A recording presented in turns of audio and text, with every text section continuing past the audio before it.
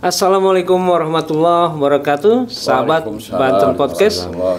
Anda saksikan saat ini di studio sudah hadir tokoh-tokoh yang legend tentu saja dan sangat-sangat dihormati oleh masyarakat Banten. Dan rasanya saya hanya mengingatkan bukan memperkenalkan ini. Ada Pak Haji Ali Yahya, Assalamualaikum warahmatullahi wabarakatuh. Ketua Keluarga Badan Koordinasi Pendiri Provinsi Banten. Apa kabar, Kak? Alhamdulillah sehat walafiat. Kemudian di sebelah sana ada Pak Haji Eden Gunawan. Apa kabar, Kak Haji? Baik, alhamdulillah sehat. Assalamualaikum. Waalaikumsalam warahmatullahi wabarakatuh. Nah, Pak Eden ini dari ISMI dan Ketua Harian PUB, Persatuan Perkumpulan Orang Banten. Nah, dan satu lagi. Ini sih hanya mengingatkan aja karena sudah pasti Banten mengenal beliau, Pak Kiai Haji Mbai Mulya Sarif. Assalamualaikum Pak Kiai, apa kabar? Ini Pak Kiai Mbai ini sekarang menjabat Ketua Umum PBMA Matlaul Anwar. Nah, apa sih yang akan kita bahas pada sesi kali ini? Tentu saja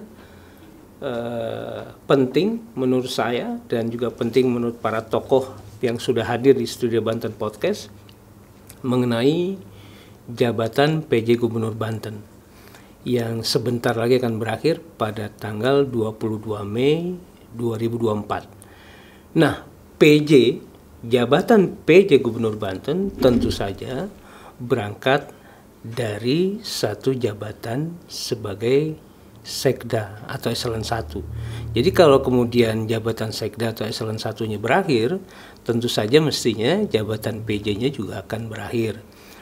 Nah, tapi di sisi lain, DPRD Banten ini mengusulkan satu nama, yaitu Pak Al-Muktabar untuk menjabat yang ketiga kalinya, sementara jabatannya akan berakhir pada tanggal 22 Mei. 12 Mei. 12 Mei akan berakhir ya, Kaji ya. Akan berakhir 12 Mei, sementara 22 Mei itu pengangkatan. Bukan sekdanya. Sekdanya yang habis ya. Oke.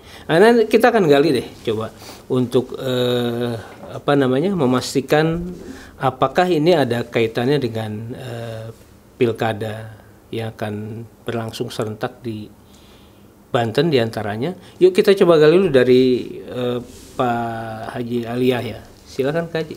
Baik, terima kasih Pak Ihsan. Assalamualaikum Pak Kiai Mbai. Waalaikumsalam. Assalamualaikum Pak Eden dari PUB, dan kebetulan beliau adalah juga merangkap Ketua Umum ISMI di Provinsi Banten.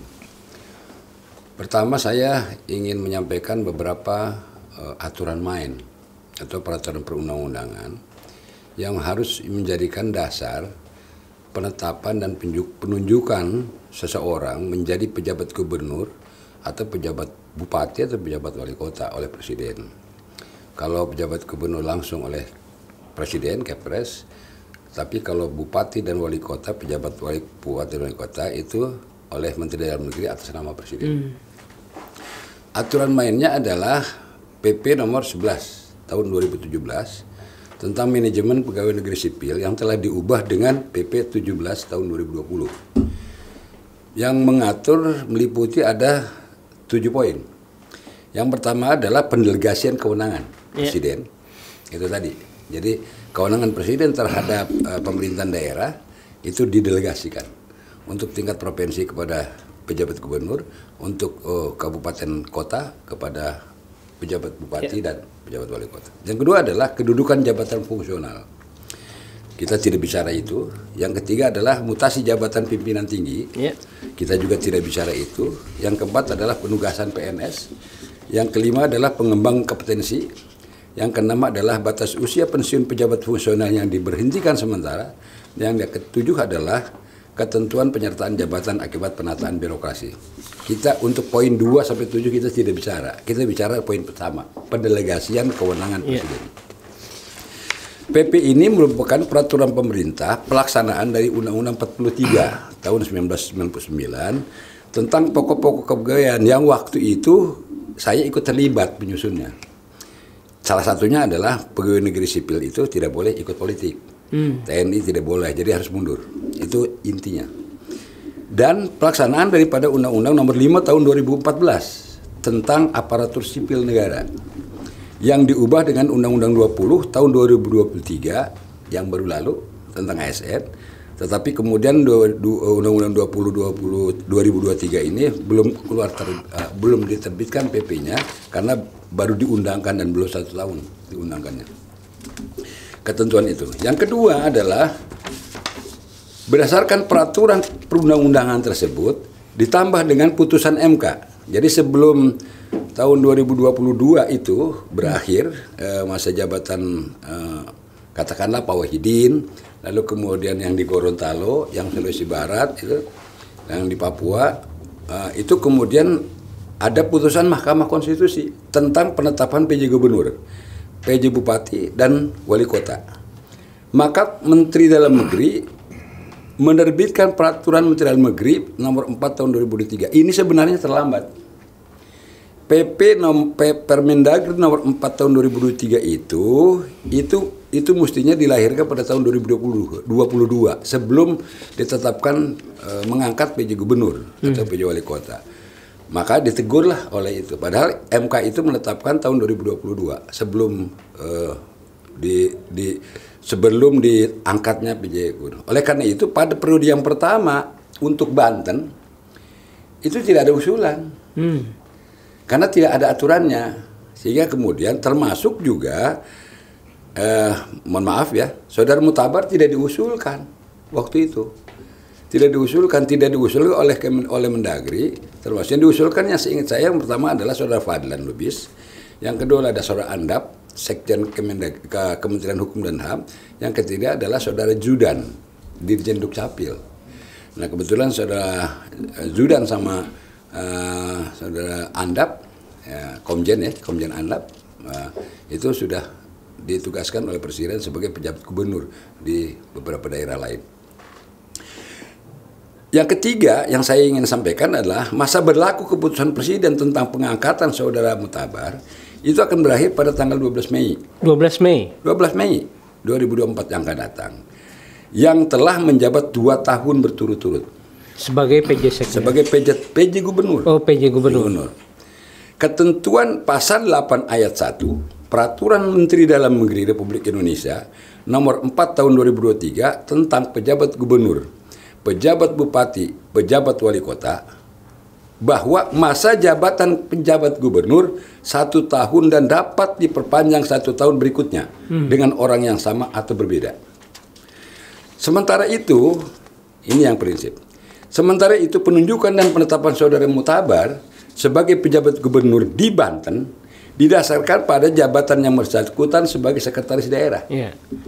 Provinsi Banten, jabatan pimpinan tinggi media atau eselon 1B sesuai ketentuan Permendagri nomor 4 tahun 2023. Itu yang mendasari. Itu dasarnya. Karena beliau adalah eselon 1, maka diangkat jadi PJ Gubernur. PJ Gubernur. Jadi kalau bukan karena eselon 1 dan tidak bisa. Sebagai sekda tidak bisa. Tidak bisa. Nah, lalu kemudian peraturan pemerintah nomor 11 tahun 2017 yang tadi saya sebutkan, yang telah diubah menjadi undang-undang peraturan pemerintah nomor 17 tahun 2020, itu ditegaskan jabatan sekda provinsi siapapun yang menjabat hanya dapat dijabat paling lama 5 tahun. Sedangkan pada tanggal 22 Mei yang akan datang, yang bersangkutan habis masa tugasnya sebagai sekda. Karena sudah dijabat secara penuh selama 5 tahun. Di dalam peraturan pemerintah itu sudah paling lama 5 tahun. Artinya tidak bisa diperpanjang. Artinya karena akan berakhir jabatannya sekdanya, maka tidak boleh lagi menjabat sebagai PJ Gubernur.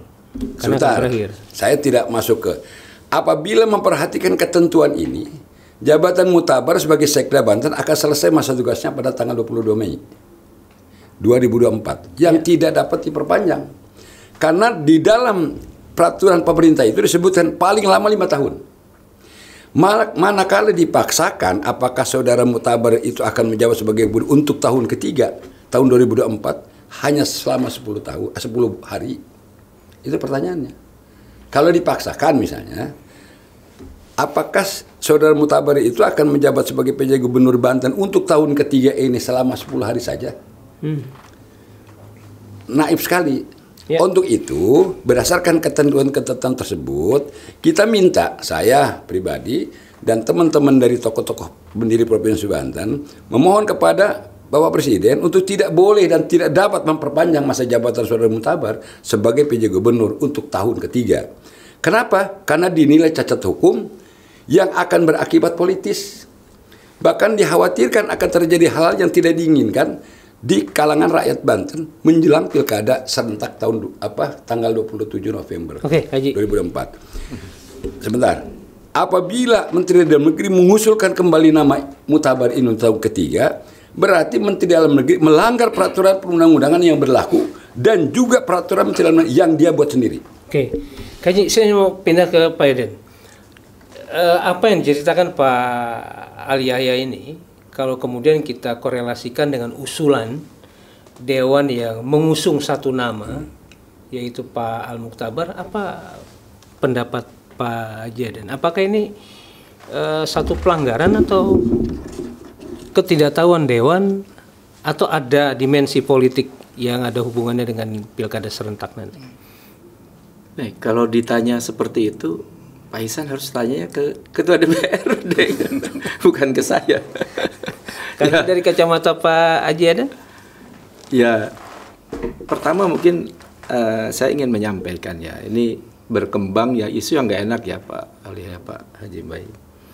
Mohon izin nih, dikiranya kumpul-kumpul seperti ini sifatnya personal gitu loh. Enggak, ini masalah aturan gitu loh. Jadi kalau ISMI dibilang LSM yang rendah gitu karena mengurus ini, ya enggak juga. Kita lewat suatu diskusi yang panjang ini membicarakan tentang aturan. Justru dengan kecendekiawanannya ini kita bicara aturan, enggak masalah pribadi, Pak. Ya. Kalau PJ saya tidak akan mengatakan PJ-nya misrek, enggak.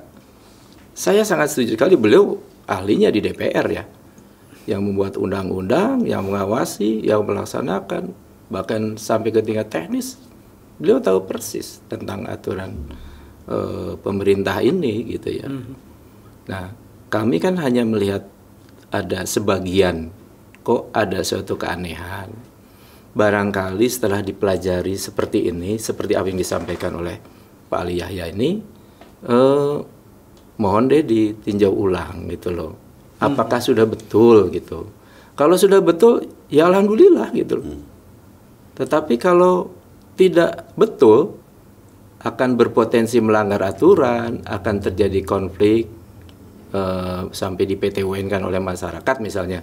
Itu kan ada dampaknya kurang bagus. Ada potensi untuk PT-UN. Saya kira ini kan masalah aturan ketatanegaraan ya. Ketika ada pelanggaran aturan di bawahnya melanggar di atas ya, sangat potensi untuk di PT-UN kan. Tapi kan kita menghimbau, kalau di dalam istilah kami itu deteksi dini ya, tahu kita permasalahannya, mencegah dini ya mohon tidak dilakukan gitu ya. Karena apa, kalau melanggar kan nanti ada potensi konflik ya. Potensi konflik itu kita cegah gitu loh. Nah saya kira tokoh masyarakat Banten seperti ya Haji Mbai ini orang yang punya pengaruh besar ya untuk menenangkan masyarakat, tetapi juga menenangkan pemerintah gitu loh. Jadi kita ini bukan mengada-ada gitu loh. Yang mengada-ada ya justru sebaliknya. Nah kami kan tidak bisa diam gitu. Ingin bicara. Kalau memang ada argumen lain yang lebih bagus, yang lebih masuk akal dan bisa diterima oleh masyarakat dan aturan, mangga gitu. Kita juga akan menerima. Tetapi ketika ada pemaksaan ini yang kita gimana gitu, sebagai orang Banten tuh gimana gitu rasanya. Pak Haji, saya tertarik nih, bisa lebih spesifik siapa yang akan di-PT-UN-kan? Ketua Dewan, Kemendagri, atau putusan dari? Bisa jadi kan tadi ada pelanggaran aturan di bawah melanggar itu ya. Tetapi juga dalam konteks yang lain kan harus lewat penyelidikan ya, lewat di explore dulu tuh yang mana yang ada terlibat segala macam, nanti ada saksi segala macam kan kita tidak tahu ya. Jadi proses ini juga yang jelas yang diangkat itu kan pelanggarannya itu. Kalau terjadi pelanggaran, menurut kami tadi kan juga ada sepakat ada pelanggaran bahwa ini nggak pas gitu ya. Sudah tahu 2 kali saja dapat diperpanjang 2 kali itu.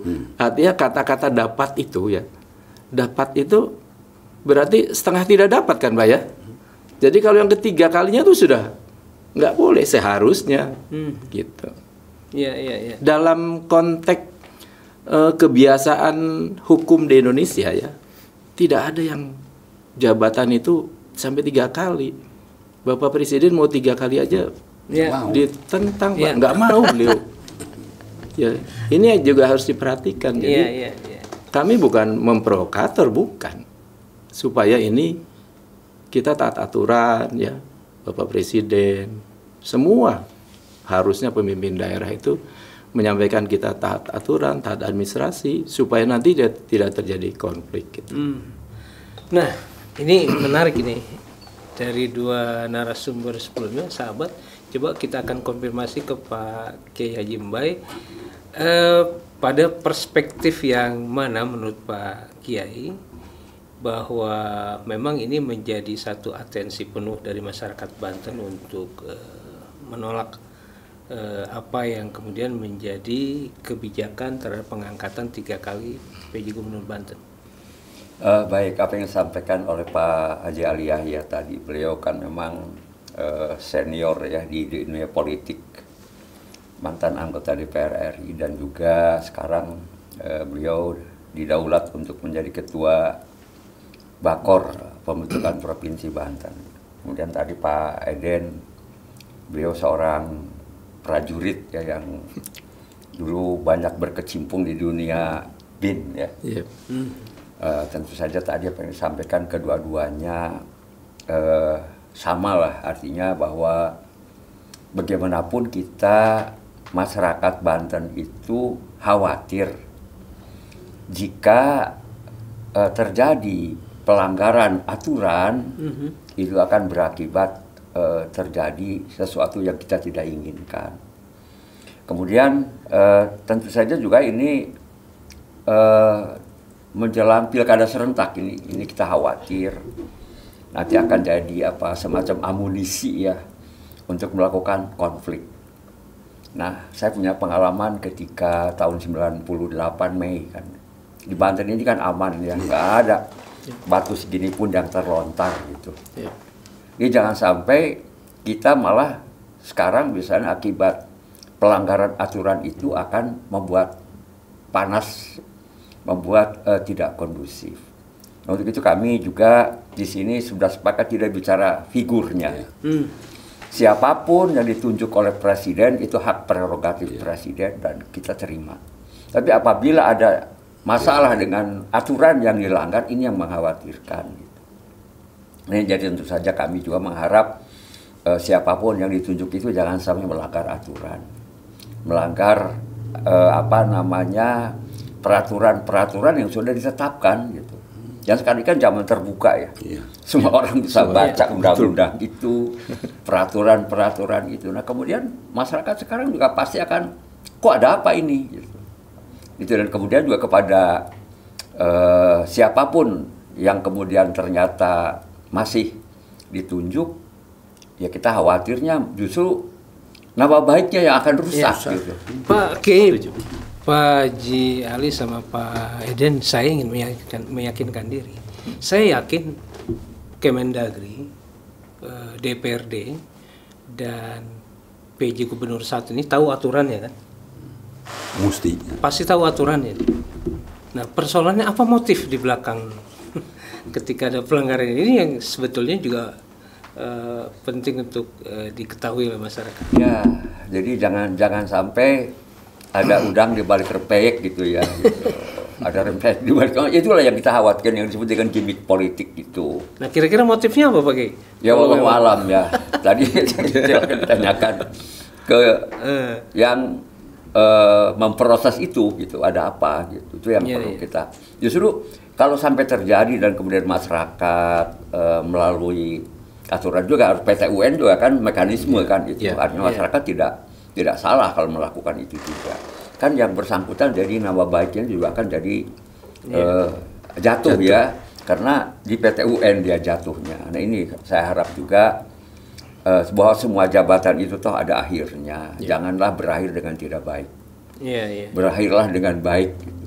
Atau husnul khotimah lah dalam bahasa agamanya. Ada sinyalmen yang mesti diangkat perjelas di diskusi ini. Ini pelanggarannya khawatir jadi amunisi politik dalam pilkada. Nah, Pak Eden mungkin bisa lebih membuka penjelasan ini seperti apa kira-kira itu? Saya sih agak sulit ya, karena saya sekarang kan sudah di luar gitu ya. Kalau saya di dalam kan saya tahu persis, saya bisa selidiki. Saya juga pernah menjadi penyidik gitu ya, untuk tindak pidana hukum di laut. Masalahnya kan ini sekarang sudah di luar. Justru saya menghimbau ya, ini kan dalam rangka mencegah dini supaya tidak terjadi apa-apa. Di dalam tata kelola pemerintahan yang baik itu, pemerintah itu kan gubernur sama DPR, masyarakat ya, civil society, sebetulnya ada akademisi atau bisnis nih. 3 atau 4 kelompok ini, entah nanti seperti apa, pentahelik, quadrilateral helik, tapi trihelik ini mereka harus bekerja sama. Sebetulnya mempunyai posisi yang sama. Seorang civil society punya hak yang sama, berhak difasilitasi, berhak dilayani. Sampai lansia aja wajib disiapkan yang namanya rumah jompo, Pak. Orang miskin terlantar harus apalagi masalah-masalah seperti ini gitu. Dan kalau masalah aturan, saya yakinnya tahu gitu ya. Kalau ditanya motivasi dan sebagainya, ya kita juga menghimbau, bukan kita yang menghimbau, ada aparat yang sekarang sedang aktif gitu loh. Ya, itu yang harusnya juga silahkan dari podcast mungkin mengundang dalam kesempatan yang berbeda untuk memberikan penjelasan gitu ya, supaya nanti masyarakat ini tenang kalau sudah dijelaskan gitu ya. Tetapi kalau dibiarkan begini, ada unsur pembiaran ya. Kalau ada unsur pembiaran nanti konflik sih tidak terdeteksi gitu. Sampaikan gitu loh. Kalau dulu kan ada paling tidak damai itu indah, orang jadi agak tenang dikit gitu. Mulai diadakan operasi tapi bukan itu yang sekarang, itu bukan masalah itunya. Justru masalah ini aturannya ya, yang memang bukan saja di grassroots nanti munculnya, tapi juga di elit di. Sebelum pindah ke Pak Alia ya, prosesnya sekarang ini yang dimaksud pelanggaran sudah sampai mana, Pak? Apakah sebentar lagi akan ada pelantikan atau? Ya ini kan semua juga bicara masalah kalau bicara hukum patut diduga ya. Belum ada pelanggaran sebelum diteliti, tapi berdasarkan analisis yang kita pelajari ya dari praktisi hukum, Pak Ali Yahya ini tahu betul tentang aturan masalah pemerintahan. Artinya proses pelanggaran ini saat ini masih berjalan. Saya dosen ilmu pemerintahan, beliau di masyarakat tahu persis, belajar dari alam sehari-hari, nggak ada yang bisa ngalahin beliau tentang pengalaman di lapangan itu.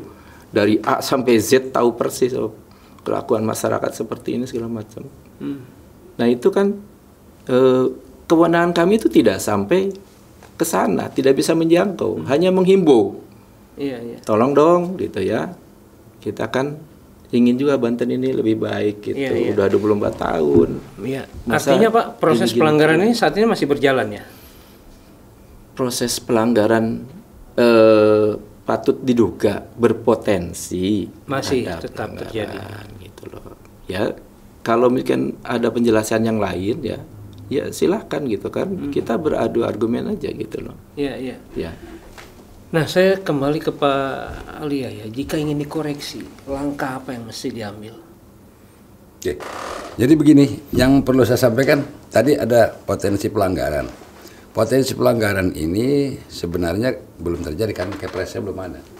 Tetapi pelanggaran terhadap peraturan Menteri Dalam Negeri nomor 4 tahun 2023 itu telah terjadi pelanggaran dengan keluarnya surat Mendagri, surat edaran yang ditujukan kepada Ketua DPRD di Banten, kepada Ketua DPRD di Sulawesi Barat, dan Ketua DPRD di Gorontalo, yang diterbitkan tanggal 25 Maret tahun 2024. Halnya itu adalah usul nama calon pejabat gubernur Banten, calon pejabat gubernur Sulawesi Barat, dan calon pejabat gubernur Gorontalo yang akan berakhir pada bulan Mei tahun 2024. Lalu kemudian nggak lama kemudian disusulkan dengan surat yang sama pada tanggal 28 Maret 2024. Ada apa ini? Tuh ya. Ternyata di dalam isinya itu disebutkan bahwa disampaikan kembali bagi daerah yang pejabat gubernur sudah 2 tahun menjabat dapat mengusulkan dengan orang yang sama atau berbeda. Ini pelanggaran ini sebenarnya. Kalau sudah 2 tahun nggak boleh lagi diusulkan lagi. Jadi anak kalimat ini sebenarnya nggak boleh ada.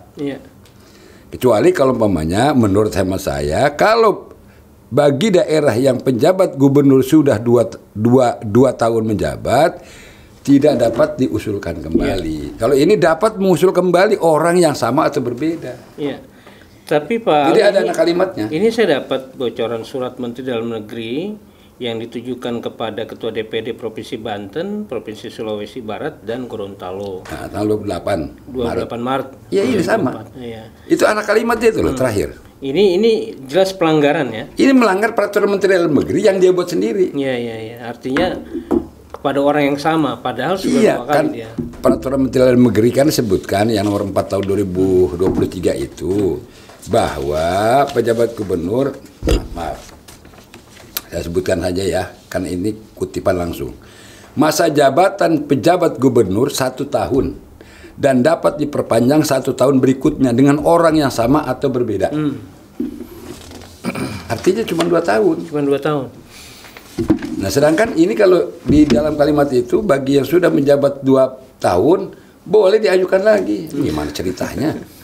Nah, Pak Haji, artinya kan ada potensi pelanggaran yang tadi sudah dijelaskan. Kalau ini bukan potensi pelanggaran, ini udah melanggar surat edaran ini. Nah, mestinya surat edaran ini mengacu kepada peraturan Menteri Dalam Negeri yang dia buat sendiri gitu loh. Iya. Kalau saya bayangkan situasi supaya nggak terjadi PT-UN misalkan begitu, koreksi yang perlu dilakukan apa? Presiden tidak boleh menerbitkan, memperpanjang. Walaupun sudah terjadi pelanggaran dari Mendagri. Iya, artinya Presiden supaya melihat bahwa ini sudah terjadi pelanggaran di internal Kementerian Dalam Negeri. Iya. Peraturan Menteri Dalam Negeri yang dilanggar.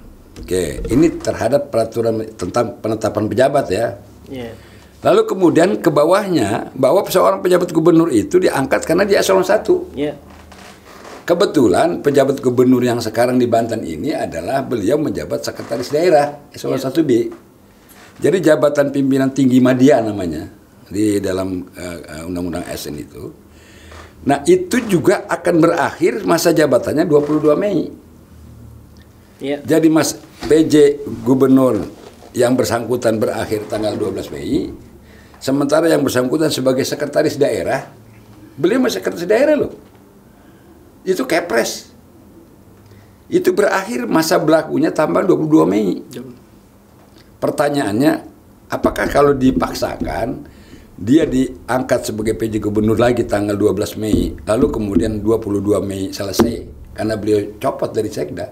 Kalau Sekda copot, otomatis PJ gubernurnya copot lah. Karena PJ gubernur itu adalah karena eselon 1. Kalau bukan eselon 1 tidak boleh. Nah, ini kayaknya nggak bertanggung jawab juga ketika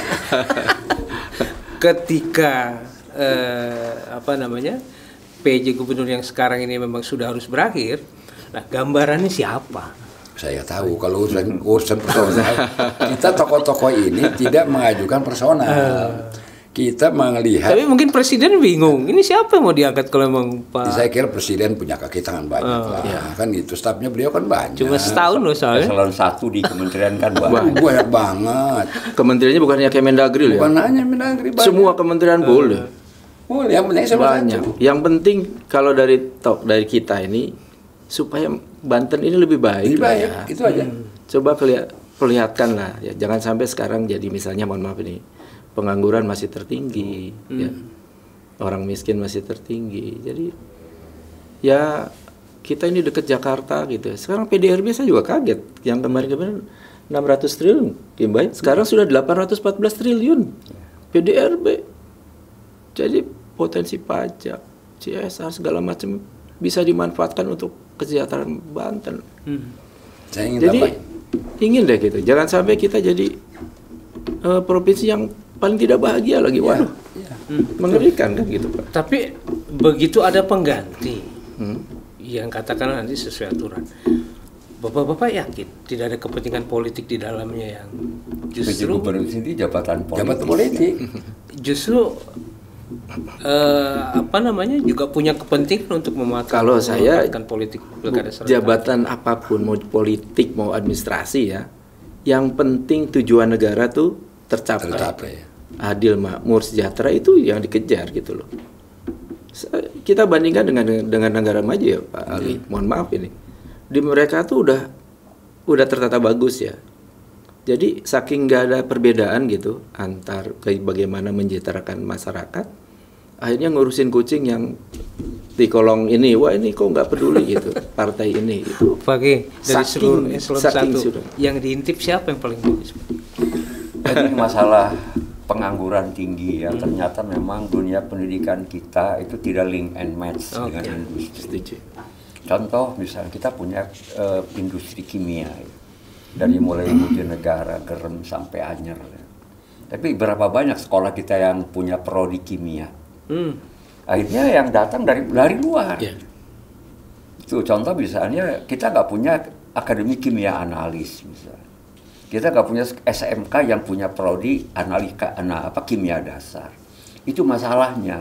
Nah, jadi ini sebagai masukan kepada siapapun nanti yang menjadi gubernur di Banten ini, sebaiknya dinas pendidikan, kemudian dinas perindakop, dan dinas tenaga kerja itu dikumpulkan. Ya, berapa kebutuhan tenaga yang industri kimia dan lain-lain, itu kan adanya di perindakop pasti. Nah, dinas pendidikan harus merubah atau membuat SMK atau perguruan tinggi politeknik yang dibutuhkan oleh dunia industri, bukan seperti sekarang ini misalnya gitu. Kebanyakan yang kuliah itu administrasi perkantoran misalnya gitu. Nah, yang ini mungkin saya tambahin. Ada lucu juga itu di dalam rekrutmen yang S1 kemarin ternyata ada tulisannya bahwa itu harus dari lulusan perguruan tinggi ternama. Ya Untirta nggak masuk lah. Yang ternama kan UGM, UI. Ini juga tidak adil buat masyarakat dan itu harusnya protes itu. Siapapun pejabatnya lah. Untirta itu belum ternama tapi ada namanya. Iya ada namanya doang gitu kan. Ya maksudnya kalah. Kalaupun kalah, saya setuju dengan Kimba itu. Sekolahin gitu loh. Kalau bahasa Inggrisnya kurang, kasih duit tuh. Biar bisa bersaing. Punya perguruan tinggi. Iya. Universitas Matlul Anwar. Gajah nggak laku gimana udah. Nah, Bapak saya coba kembali ke topik masalah ya. Saya coba bayangkan ada satu skenario bahwa pengangkatan ini tetap terjadi. Efektifnya kan cuma 10 hari. Kaji ya, 10 hari. Tiba-tiba di pertengahan mungkin mundur ingin mencalonkan diri kan.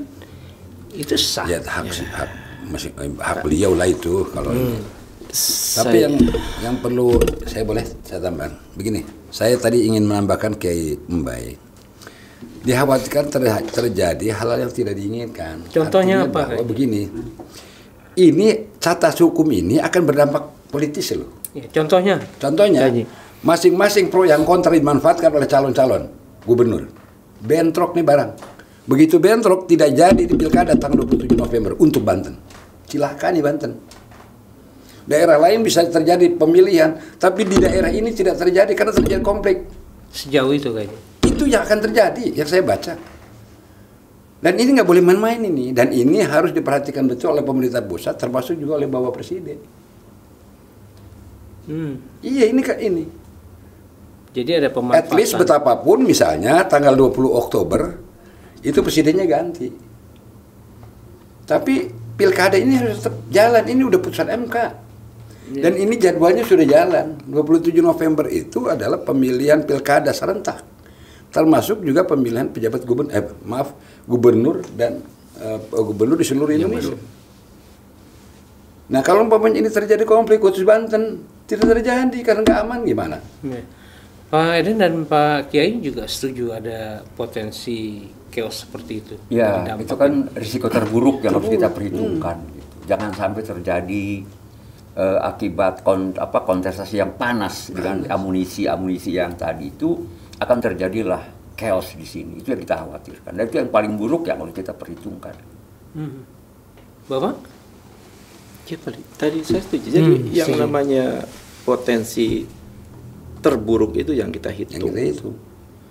Itu yang harus, karena kalau di bawah ya konflik kecil-kecil sudah pasti ada demo segala macam sudah ada. Pergerakan masyarakat yang tidak setuju juga sudah ada. Cuma masalahnya sekarang bagaimana menghentikan ini supaya tidak besar. Gitu. Karena tidak bisa sekarang dengan himbauan gitu. Tidak bisa dengan ini. Harus dengan suatu aturan yang memang ini jelaskan dengan aturan. Saya akan berterima kasih sekali seandainya bisa dijelaskan dengan baik gitu ya, bisa diterima oleh masyarakat. Jalan. Kita menunggu karena menurut pendapat kami di sini ada potensi. Kalau sudah potensi pelanggaran ya pasti ada potensi konflik lah. Cuma masalah besar kecilnya itu kan eskalasi. Tergantung. Iya. Pak Haji mau nambahin? Tadi Pak Ihsan minta tentang siapa, kan itu. Kalau ini. Karena kan presiden harus tetap mengusulkan, menetapkan kan. Kalaupun juga penggantinya harus diusulkan. Saya sih sebagai tokoh dan untuk menghindari hal-hal yang bersifat politis tadi, kepentingan politiknya itu lebih rendah lah. Betapapun secara politis tetap ada karena kan jabatan politik kan, gubernur itu jabatan politik. Tapi setidaknya netralitas yang akan kita unggulkan. Oleh karena itu kami mengharapkan untuk tidak menunjuk orang yang dari Kementerian Dalam Negeri. Ini potensi. Di luar kementerian aja. Kan banyak kan. PU, Seknek misalnya kan. Lalu kemudian apa lagi? Hukum dan HAM, banyak sekali. Eselon-eselon 1 yang mungkin perlu ditugaskan oleh Bapak Presiden kayaknya yang bisa netral. Pak Haji Ali Yahya udah punya sesuatu yang memang suatu kecurigaan terhadap Kemendagri. Bukan. Gini, Kementerian Dalam Negeri ini kan pembina politik, ngerti nggak? Pembina politik kan. Oleh karena itu kecenderungan main politiknya oknum, saya tidak bicara lembaga, oknum itu lebih kuat, kan itu permainan. Ini juga karena ini kan permainan politik, ini surat-surat ini. Ini ada permainan politik dari oknum ya, oknum. Nah, saya tidak tahu, tapi ya Pak Tito teken. Kan kita lihat dari surat yang diteken saja. Oleh karena itu saya kira, saya mengharap baik secara pribadi maupun dari Mbak Kor untuk tidak mengambil dari teman-teman dari induk ya dari kementerian. Karena ini kan pilkada menjelang pilkada supaya kelihatan netral lah. Tapi dari daerah lain. Saya ingin dari instansi lain lah. Menggali lagi dengan situasi pelanggaran yang sudah tadi jelas terjadi oleh Kemendagri dan harapannya Presiden jangan sampai menurunkan Kepres. Ini sebenarnya siapa sih yang diuntungkan? Tujuannya kemana? Kalau masalah diuntungkan, kita ini cita-citanya yang diuntungkan itu masyarakat ya. Enggak dengan kejadian pelanggaran yang terjadi sekarang. Sebetulnya siapa sih yang diuntungkan dan tujuannya kemana? Ya, kalau memang itu analisis Pak Ali Yahya itu benar dengan konstelasi dengan catatan tanggal segala macam ya orang itu yang diuntungkan gitu ya. Saya tidak tahu siapa gitu karena kan saya belum ketemu orangnya gitu loh. Jadi dari catatan, perjalanan surat, dari proses aktornya gitu ya, itu bisa dinilai gitu loh. Iya, iya. Tapi saya tidak ingin menyampaikan ini karena ini kan bukan ranah saya sekarang ya. Sekarang saya adalah harus belajar jadi cendekia menganalisis aturan. Tapi setidaknya kalau yang saya baca dari obrolan ini ada satu kekhawatiran bahwa ujungnya adalah satu eksplorasi APBD untuk kontestasi kelihatannya, atau terlalu jauh. Gimana Pak Ki? Ya, seperti yang sampaikan Pak Eden tadi bahwa Semua kemungkinan ada, Pak. Pemerintah itu kan sebagai public service ya, artinya siapapun yang menjadi gubernur atau pejabat gubernur itu harus menguntungkan rakyat. Ya, bagaimana tadi masalah di Banten ini kan masih banyak. Pengangguran tinggi, kemiskinan tinggi, stunting dan lain-lain banyak sekali yang harus dikerjakan oleh para pimpinan di daerah ini. Nah, tentu saja kalau mereka sudah pasti untung siapapun yang jadi pejabat kan dengan fasilitas dengan segala macam. Tapi kalau rakyat, nah kalau misalnya tidak ada peningkatan, ya tidak ada penurunan angka kemiskinan, penurunan angka pengangguran dan lain-lain masalah yang masih ada, ya kan masyarakat namanya dirugikan gitu. Itu. Saya tanya sama Pak Ihsan dari teman-teman media, tadi sudah dikutip oleh Kiai Embai. Apa selama 2 tahun pejabat gubernur ada hasil bagus kan? Bisa menjawabnya. Atau mungkin juga tadi disampaikan oleh Pak Eden. Kan biasanya teman-teman media lebih lebih tahu. Rasanya jawabannya sama semua di sini. Atau diundang saja PJ gubernurnya ke sini. PJ, DPRD. Iya. Nah, terakhir karena kita dibatasi oleh waktu, saya khawatir ini hanya persoalan elit. Gimana Pak? Ya jadi begini, sebenarnya ini Pak Haji Embai, Pak Eden, saya, ini kan sebenarnya untuk meredam dari kelompok-kelompok elit nih. Jangan sampai bocor ke bawah. Oleh karena itu kita ingatkan nih kepada pemerintah, dalam hal ini pemerintah pusat. Ini loh aturannya, jangan membuat gaduh lah istilahnya. Karena ini mau pilkada. Tapi kalau umpamanya ini tidak terlaksana, ya kita lepas. Ya. Ya kan kita nggak bisa nahan lagi. Statementnya bahaya. Iya kan kita bisa lepas kan. Pakai kan melepas. Dan juga. ini saya ngasih tahu ya. Ini Eden. tadi saya tadi pakai Embai mengutip peristiwa 98. Beliau ketua swap Pam Swakarsa. Ini real. Padahal dulu tidak ada apa-apa. Tapi dikutik-kutik sendiri ya terjadi. Beliau yang ini. Iya Pak Ki. 98 ini saksi hidup. Ngeri Pak Ki. Nah, itu makanya 98 tuh ngeri. ngeri, jangan jangan sampai di pasar Minggu. Nah, beliau Pam Swakarsa Menyaksikan sendiri. Iya. Ya, saya menyaksikan. kalau nggak diredam oleh Pam Swakarsa mungkin lain ceritanya. Ini jangan sampai di Banten sendiri terjadi hal yang semacam itu. Padahal kita membantu daerah lain misalnya kan mengamankan. Jangan sih. Ini potensi ini. Kita ingatkan ini sebenarnya. Bukan kita nggak suka sama orang, bukan. Itu ada aturannya ini. Kita menghimbau ya. Bolehlah itu ada kepentingan politik, kepentingan elit. Tapi yang penting adalah satu, jangan melanggar peraturan. Yang kedua, tempatkanlah orang-orang yang baik di sini. Karena kalau ditempatkan orang yang baik di sini, itu juga berpengaruh terhadap kepentingannya dia seharusnya ya, Pak ya. Jadi bagus dia gitu loh. Kalau misalnya untuk kepentingan pilkada, kalau pemimpinnya bagus, nanti kan dipilih banyak orang gitu. Saya ingat falsafah yang disampaikan oleh almarhum Pak Harto waktu saya jadi stafnya beliau. Ngono ini ngojo ngono. Boleh lo begitu, tapi nggak boleh begitu. Iya. Nah, kalau bahasa Bantennya betul. Bapak, konon juga konon, jamang konon gitu. Di akhir sesi perbincangan kita, saya ingin ada closing statement yang memang bisa menyadarkan bahwa situasi ini salah gitu. Harus kembali pada situasi yang benar dan sesuai dengan keinginan masyarakat terutama di Banten. Silakan dari Pak Kiai. Baik, terima kasih. Pemerintah itu merupakan kiblat budaya masyarakat. Jangan sampai budayanya malah nanti ditiru oleh masyarakat budaya yang tidak melanggar tidak taat azas, ditiru nanti oleh masyarakat, kan bahaya. Semua orang yang melakukan pelanggaran seenaknya gitu. Iya.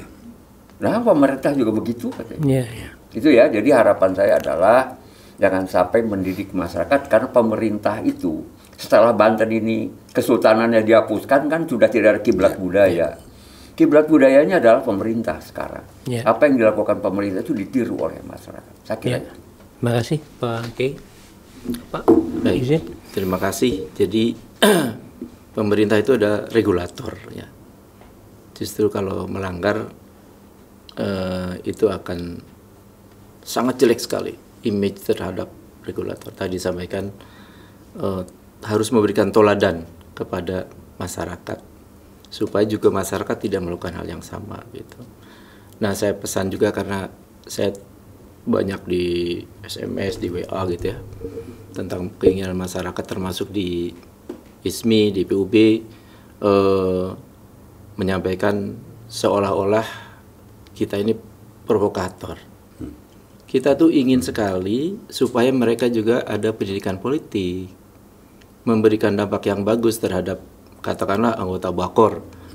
Di Mataul Anwar juga punya kesempatan yang sama. Di ISMI juga mereka mendapatkan kue ekonomi istilahnya, trickle down-nya itu turun lah untuk masyarakat, dirasakan kejahatan seperti itu saja. Jadi kita bermain aturan nih, karena hanya ini yang bisa kita lakukan. Ya, kalau demo mungkin di mahasiswa ya, kita tidak sampai ke sana gitu. Jadi itu kalau untuk menjaga hal-hal yang tidak diinginkan, ya mohon kami ini didengarlah gitu, diberi pencerahan penjelasan ya. Dan itu tadi sudah ada pelanggaran, ada potensi lain kalau itu dilantik gitu. Terima kasih. Ya, jadi gini, saya ingin mengingatkan kembali ketika saya diberikan amanat untuk memperjuangkan Banten jadi provinsi tahun 2000, kan landasannya aturan main. Disitulah kita lahirkan Undang-Undang 23 tahun 2000. Dengan begitu kemudian ikutinlah, ada pemerintahan, ada ini segala macam, ditopang dengan anggaran segala macam. Nah, sekarang ini ada aturan tentang pemerintahan daerah, tentang pimpinan pejabat yang sudah ada aturannya, baik melalui PP 11 tentang jabatan sekda maupun tentang peraturan Mendagri nomor 4 tahun 2003 yang ada aturannya. Jangan sampai dilanggar sendiri. Karena ini kalau dilanggar sendiri ini potensi sangat besar politiknya. Itu ya saya ingatkan. Jadi intinya adalah, pertama adalah pegang peraturan perundang-undangan yang berlaku. Yang kedua adalah tadi itu, lahirnya Provinsi Banten ini untuk mendekatkan pusat pemerintahan kepada masyarakatnya sebagai pelayan pemerintah kepada masyarakat. Jadi pelayanan pemerintah kepada masyarakat kita dekatkan dari Bandung ke Serang. Nah sekarang udah dekat, jangan diacak-acak dong. Gitu loh. Ya saya kira itu. Sahabat, ketika para orang tua kita, panutan kita sudah memberikan sikap dan nasihatnya, apakah Anda masih akan terdiam? Assalamualaikum warahmatullahi wabarakatuh. Waalaikumsalam warahmatullahi wabarakatuh.